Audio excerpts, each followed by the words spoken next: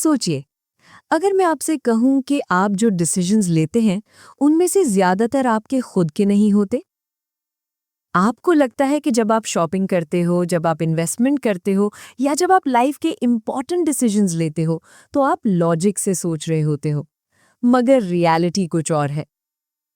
Companies, advertising experts और कभी-कभी सिर्फ एनवायरनमेंट आपके ब्रेन को साइलेंटली इन्फ्लुएंस कर रहे होते हैं। इसी वजह से कभी आप एक ऐसी चीज खरीद लेते हो जिसकी जरूरत ही नहीं होती, कभी आप सिर्फ फ्री वर्ड देखकर एक्साइटेड हो जाते हो और कभी ऐसे डिसीजंस ले लेते हो जो बाद में रिग्रेट बन जाते हैं। मगर सबसे शॉकिंग बात यह है, ये सब प्रिडिक्टेबल है और इसीलिए बिहेवियरल इकोनॉमिस्ट डैन एरियली ने ह्यूमन डिसीजन मेकिंग के 13 हिडन ट्रैप्स डिस्कवर किए। अगर आपने ये ट्रैप्स समझ लिए तो आप सिर्फ बेटर शॉपर नहीं बनोगे, बल्कि लाइफ के स्मार्टर डिसीजंस भी लेने लगोगे। और वीडियो के एंड तक मैं आपको वो साइकोलॉजिकल सीक्रेट भी बताऊंगी जो कंपनीज बिलियंस कमाने के लिए यूज करती हैं। Chapter 1, the truth about relativity. Human brain एक इंटरेस्टिंग तरीके से काम करता है। हम किसी भी चीज की वैल्यू डायरेक्टली जज नहीं कर सकते, हम हर चीज को कंपैरिजन के थ्रू समझते हैं। एक सिंपल एग्जाम्पल सोचो, अगर आपको कोई बोले ये शर्ट 3,000 रुपए की है, तो आप तुरंत डिसाइड नहीं कर पाओगे कि ये महंगी है या सस्ती। मगर अगर कोई कहे ये शर्ट पहले 6,000 की थी, अब सेल में सिर्फ 3,000 की है, तो सडनली वो चीप लगने लगती है, क्योंकि ब्रेन कंपैरिजन कर रहा है। डैन एरियली ने एक फेमस एक्सपेरिमेंट किया। उन्होंने मैगजीन सब्सक्रिप्शन के 3 ऑप्शंस दिए: internet only $59, print only $125, print plus internet $125। अब लॉजिकल सोचो, प्रिंट ओनली ऑप्शन लेने का कोई सेंस नहीं बनता, मगर उस ऑप्शन का पर्पस कुछ और था। वो एक डीकॉय था, एक फेक ऑप्शन जो कॉम्बो प्लान को स्मार्टर चॉइस बनाता है। रिजल्ट, ज्यादातर लोगों ने प्रिंट प्लस इंटरनेट चूज किया। इस साइकोलॉजिकल ट्रिक को कहते हैं डीकॉय इफेक्ट। और इंटरेस्टिंग बात यह है कि कंपनीज इस ट्रिक को हर जगह यूज करती हैं। रेस्टोरेंट्स में कॉम्बो मील्स, ऑनलाइन स्टोर्स में प्रीमियम प्लान्स और इवन सिनेमा पॉपकॉर्न साइजेस। मगर ये शुरुआत है।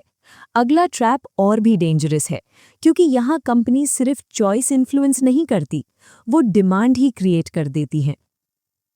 चैप्टर 2, सप्लाई एंड डिमांड का मिथ। ट्रेडिशनल इकोनॉमिक्स हमें एक सिंपल फॉर्मूला सिखाती है: price is equal to supply plus demand. मगर बिहेवियरल इकोनॉमिक्स कहती है ये फॉर्मूला हमेशा सच नहीं होता, क्योंकि डिमांड भी आर्टिफिशियली क्रिएट की जा सकती है। एक इंटरेस्टिंग एग्जाम्पल है ब्लैक पर्ल्स।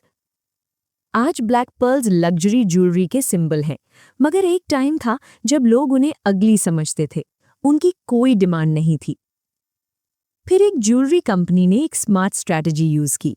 उन्होंने ब्लैक पर्ल्स को एक्सपेंसिव डायमंड्स के साथ डिस्प्ले किया, सेलिब्रिटीज को गिफ्ट किया और एड्स में उन्हें रेयर और एग्जॉटिक बताया। सडनली परसेप्शन चेंज हो गया। लोगों ने सोचा अगर सेलिब्रिटीज पहन रहे हैं तो जरूर वैल्यूएबल होंगे। और धीरे धीरे ब्लैक पर्ल्स लग्जरी सिंबल बन गए। प्राइस स्काई रॉकेट हो गया। रियलिटी सेम थी, मगर स्टोरी चेंज हो गई। और ह्यूमन ब्रेन स्टोरीज पर रिएक्ट करता है। इसी वजह से स्टॉक मार्केट बबल्स क्रिएट होते हैं, क्रिप्टो हाइप क्रिएट होती है और लग्जरी ब्रांड्स $1 बिलियन एम्पायर्स बन जाते हैं। मगर अब जो ट्रैप आने वाला है वो ह्यूमन ब्रेन का सबसे पावरफुल वीकनेस है। Chapter 3, the cost of zero. एक वर्ड है जो ह्यूमन ब्रेन को ऑलमोस्ट इरैशनल बना देता है: फ्री। जब भी हम फ्री वर्ड देखते हैं हमारा ब्रेन एक्साइटमेंट से भर जाता है। डैन एरियली ने एक सिंपल एक्सपेरिमेंट किया। लोगों को 2 चॉकलेट्स ऑफर की गई। लिंट चॉकलेट 15 सेंट्स, हर्शी किस 1 सेंट। 73% लोगों ने लिंट चूज की, क्योंकि वो क्लियरली बेटर चॉकलेट थी। फिर एक्सपेरिमेंट रिपीट हुआ। इस बार प्राइसेस चेंज हुए। लिंट 14 सेंट्स, हर्शी किस फ्री। सडनली मेजॉरिटी लोगों ने चीप चॉकलेट चूज कर ली। प्राइस डिफरेंस सेम था, मगर फ्री वर्ड ने ब्रेन को कंफ्यूज कर दिया। और इसी साइकोलॉजी को कंपनी स्मार्टली यूज करती हैं। Free shipping, free trial, by one get one free. अक्सर लोग अननेसेसरी चीजें खरीद लेते हैं सिर्फ इसलिए क्योंकि ऑफर अट्रैक्टिव लगता है। मगर डिसीजन मेकिंग सिर्फ प्राइस से इन्फ्लुएंस नहीं होती, कभी कभी रिलेशनशिप्स भी डिसीजन को चेंज कर देते हैं। Chapter 4, social norms versus market norms. दुनिया में दो तरह के सिस्टम्स काम करते हैं, सोशल नॉर्म्स और market norms. Social norms emotions पर बेस्ड होते हैं, family, friendship, kindness. Market norms money पर बेस्ड होते हैं, salary, prices, business transactions. Problem तब होती है जब ये दोनों सिस्टम्स मिक्स हो जाते हैं। एग्जाम्पल सोचिए, अगर कोई दोस्त आपकी शिफ्टिंग में हेल्प करे और आप उसको पैसे दे दो तो सिचुएशन ऑकवर्ड हो जाती है, क्योंकि उस मोमेंट में आपने फ्रेंडशिप को बिजनेस बना दिया। और ह्यूमन ब्रेन सोशल और मार्केट सिस्टम्स को एक साथ प्रोसेस नहीं कर पाता। इसीलिए कंपनीज कभी कभी एम्प्लॉयज को इमोशनल मोटिवेशन देती है, मगर कभी कभी सैलरी बोनसेस, मगर दोनों को मिक्स करना ट्रिकी होता है। Chapter 6, the power of free labour.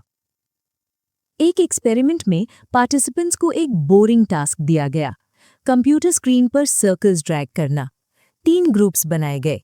Group 1 को $5 पेमेंट मिला, ग्रुप 2 को 50 सेंट्स मिले, ग्रुप 3 से फेवर मांगा गया। रिजल्ट शॉकिंग था। फ्री ग्रुप ने सबसे ज्यादा एफर्ट दिया, 50 सेंट्स ग्रुप ने सबसे कम। क्योंकि जब पेमेंट छोटी होती है, लोग फील करते हैं कि उनकी वैल्यू कम है, मगर जब काम फेवर बन जाए तो मोटिवेशन इमोशनल हो जाती है। इसी वजह से वॉलंटियर्स कभी-कभी पेड एम्प्लॉय से ज्यादा डेडिकेशन दिखाते हैं।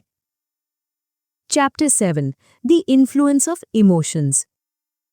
ह्यूमन ब्रेन लॉजिकल नहीं है, ये इमोशनल मशीन है। डैन एरियली ने स्टूडेंट्स पर एक एक्सपेरिमेंट किया। उनसे रिस्की बिहेवियर के बारे में क्वेश्चंस पूछे गए। नॉर्मल स्टेट में उन्होंने सेफ आंसर्स दिए, मगर जब इमोशनल अराउजल क्रिएट किया गया, आंसर्स ड्रास्टिकली चेंज हो गए। सडनली रिस्की बिहेवियर एक्सेप्टेबल लगने लगा। इसका मतलब क्या है? हम जो डिसीजंस काम स्टेट में लेते हैं, वो इमोशनल स्टेट में कंप्लीटली चेंज हो सकते हैं। इसीलिए एंगर में डिसीजंस, एक्साइटमेंट में इन्वेस्टमेंट्स, फियर में सेलिंग अक्सर गलत साबित होते हैं। Chapter 8, the problem of procrastination. हम सब प्रोक्रेस्टिनेशन का शिकार होते हैं, इंपॉर्टेंट काम पोस्टपोन करते रहते हैं। डैन एरियल ने MIT स्टूडेंट्स पर एक्सपेरिमेंट किया।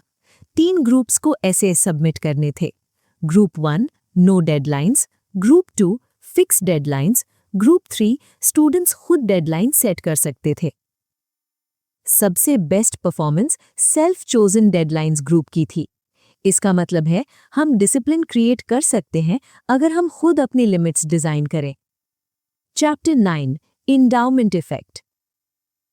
जब कोई चीज हमारी हो जाती है तो हम उसकी वैल्यू ज्यादा समझने लगते हैं। एग्जाम्पल, अगर आपको फ्री में कॉफी मग दिया जाए तो शायद आप उसे $7 में बेचना चाहोगे, मगर अगर आपको खरीदना हो तो शायद $3 देना चाहोगे। ओनरशिप वैल्यू को इन्फ्लेट कर देता है। इसी वजह से लोग बैड इन्वेस्टमेंट्स होल्ड करते रहते हैं। Chapter 10, too many options. लोग ऑप्शंस क्लोज करने से डरते हैं, इसलिए वो हर पॉसिबिलिटी ओपन रखना चाहते हैं। मगर इंटरेस्टिंग बात यह है कि ज्यादा ऑप्शंस कभी-कभी बैड डिसीजंस क्रिएट करते हैं। जब चॉइसेस ज्यादा होती है, ब्रेन कंफ्यूज हो जाता है और डिसीजन पोस्टपोन कर देता है। इसीलिए successful companies limited options offer करती हैं। Chapter 10, expectations. एक्सपेक्टेशन एक्सपीरियंस को चेंज कर सकती है। वाइन एक्सपेरिमेंट हुआ, लोगों को सेम वाइन दी गई। एक बॉटल को एक्सपेंसिव लेबल दिया गया, लोगों ने टेस्ट को अमेजिंग बताया। फिर सेम वाइन को चीप लेबल के साथ दिया गया, सडनली टेस्ट एवरेज लगने लगा। ब्रेन एक्सपेक्टेशन के बेसिस पर एक्सपीरियंस क्रिएट करता है। Human brain perfect logical machine नहीं है, हम सब प्रिडिक्टेबली इरैशनल है।